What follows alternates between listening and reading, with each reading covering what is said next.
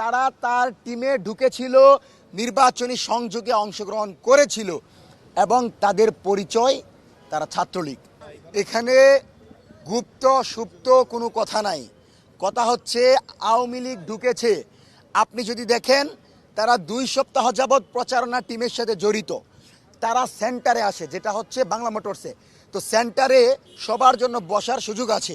তারা সেখানে আসে এবং তাদেরকে যখন মাস্ক খুলতে বলা হয় তিনি বলে তার প্রবলেম আছে।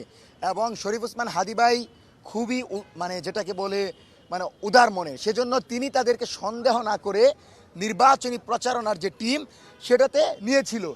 এবং জুমার নামাজে ওই দিনের ঘটনা যদি বলি, জুমার নামাজের পূর্বেও তারা শরীফ ওসমান হাদীর সাথে ছিল। শরীফ ওসমান হাদী যখন জুমার নামাজে প্রবেশ করে সেই 2 জন ব্যক্তি, অর্থাৎ যিনি কিলিং করেছেন এবং যিনি বাইক চালিয়েছেন, তারা বাহিরে অপেক্ষা করে যে শরীফ ওসমান হাদীর গতিবিধি লক্ষ্য করার জন্য। এবং শরীফ ওসমান হাদী যখন নামাজ থেকে বের হয় তার পরবর্তীতেই তারা তার পিছু নেয় এবং যখন তার উপরে আক্রমণ হয় তারপর থেকে সেই 2 জনকে আর খুঁজে পাওয়া যায় নাই। এবং স্পষ্টত বলে দিচ্ছি, তারা তার টিমে ঢুকেছিল, নির্বাচনী সংযোগে অংশগ্রহণ করেছিল এবং তাদের পরিচয় তারা ছাত্রলীগ। এখানে গুপ্ত সুপ্ত কোনো চাঁদাবাজ এইসব কথাই যাদেরকে বোঝা হয় তারা কেউ জড়িত ছিল না।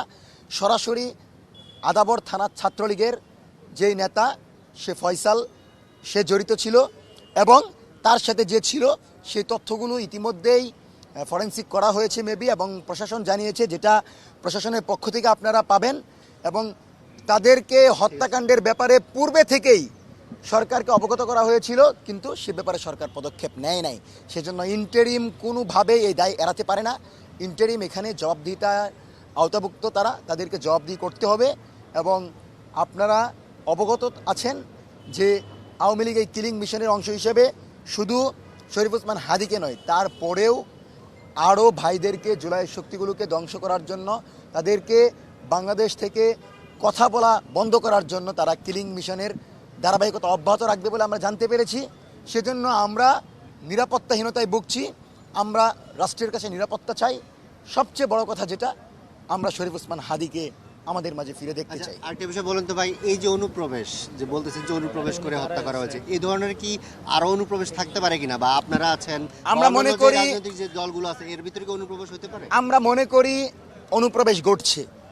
এবং আমরা যখন প্রোগ্রামগুলো করি আমার মনে হয় আপনাদের পদক্ষেপ কি হবে? আমরা যখন প্রোগ্রামগুলো করি বহু মানুষ পিছন থেকে আসে। আসলে এদের ব্যাপারে আমাদেরকে সতর্ক থাকতে হবে, যেই কাউকে আপন ভাবার নাই। এবং একটা ব্যাপার, জুলাই যোদ্ধা কোনো পরিচয় হতে পারে না। আপনাকে বলতে হবে যে আমি এই কাজটা করেছি, এই সংগঠনে আওতাভুক্ত। জুলাই যোদ্ধা পরিচয়ে অনেকেই ঢুকে যাচ্ছে বিভিন্ন সংগঠনে, তারপর তারা এই সকল অকারেজ ঘটাচ্ছে। আর আমাদের পদক্ষেপ হচ্ছে আজকের পর থেকে আমরা রাজনৈতিক পরিচয়, জুলাইয়ে অবদান, তার যে ব্যক্তিগত পরিচয়, এটি ছাড়া কাউকে আমাদের অ্যাক্টিভিজমের অংশ আমরা করব না। এবং রাজনৈতিক দলগুলোর কাছে অনুরোধ থাকবে, যে কাউকে ব্যানার ধরিয়ে দিবেন না, যেই কাউকে প্রসপেক্টাস ধরিয়ে দিবেন না, নির্বাচনী প্রচারে যে কাউকে নেবেন না।